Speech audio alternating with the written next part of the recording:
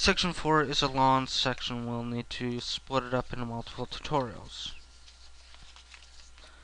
Okay, so, Section 4.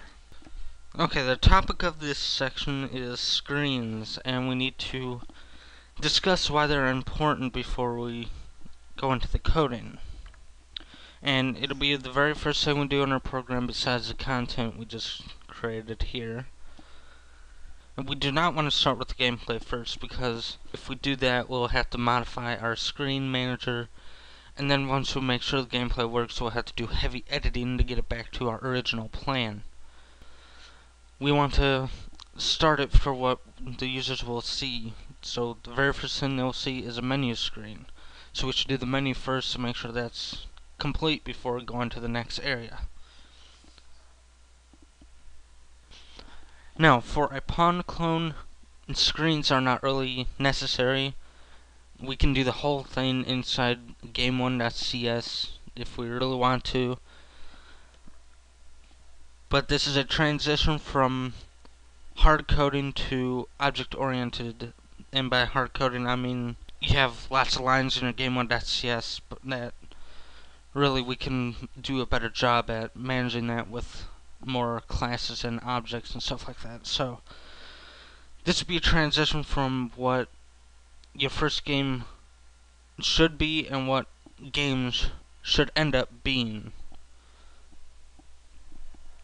I've seen basic tutorials as a first project, and most of them start off with having everything inside of game1.cs or the basic game engine, and it can get confusing when you learn the appropriate way later on.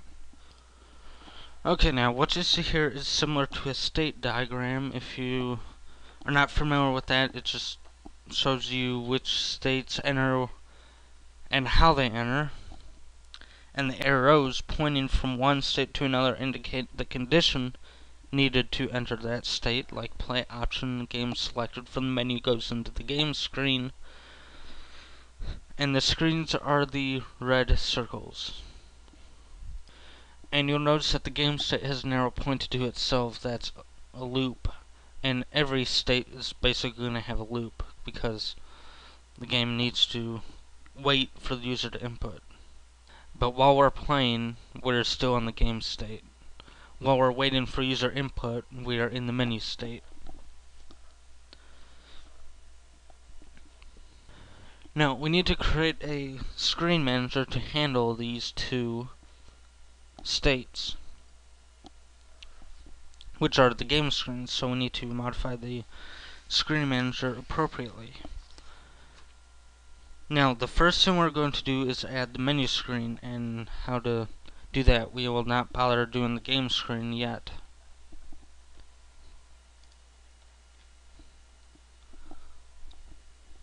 The screen manager will handle all screens we create. We will take a very basic approach to the screen manager now, but for later in the tutorials, later games, we'll discuss a very complicated but object-oriented way to do these management and stuff like that. Now, to make it easier, Screen Manager will derive from drawable game component. That way we can just add it to our game, and it will automatically call the update and draw methods itself without us adding update and draw calls. Now, here is a list of what the Screen Manager should contain. We will need an enumeration for game state, which will handle the menu and play values. If we're in the menu, if our enumeration game state object is set to menu, we will update and draw the menu screen only. If we are set to play, we will update and draw the play screen only, or the game screen only. For attributes, we need a game state object, which is the enumeration, and set to public static and initialized to GameState.menu, because that's the first thing we will notice. We need a keyboard object, which should also be set to public static, A sprite font object, which would also be set to public static. A bool variable called isExiting, public static again, and set to false. A menu screen object, game screen object, and sprite batch object. Those do not need to be set to public static. Now the constructor, which accepts a game object as a parameter that's needed for the drawable game component, and we need to call base and pass it game, and we need to initialize the two screen objects and the keyboard object. We need to override the low content method and initialize the sprite batch object. Then our update and draw methods, which the update is set to public override void to update the keyboard and perform individual screen updates based on the values of the game state object. And the draw, we will draw the appropriate game state depending on what our game state enumeration object is set to. So there's the code. Let's go ahead and create it.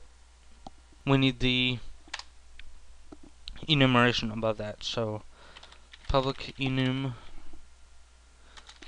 game state, and it's going to be menu comma play. Okay, now we need a game state object, and I'm going to call it game state with lowercase g is equal to game state.menu. Now we need, and I set to public static, I forgot that. Now we need a keyboard object, public static keyboard,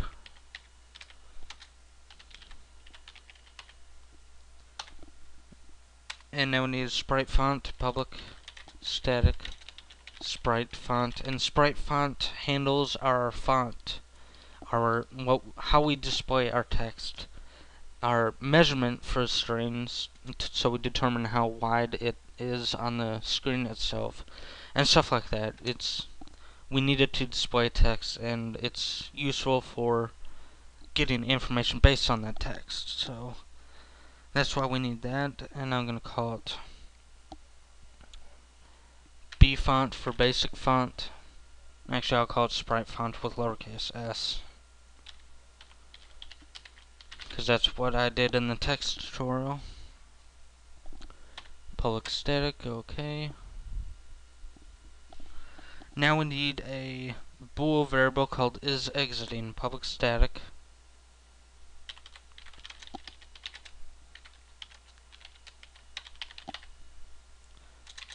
set to false, and a individual screen objects and sprite batch object. So these are not public static, so I like to separate those with an extra space. Menu screen, screen, menu, game screen, screen, game, and a sprite batch.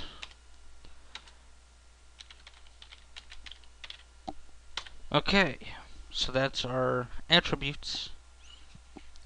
Now our constructor, we need to derive drawable game component. So in public class screen manager, we need to add a colon and drawable game component.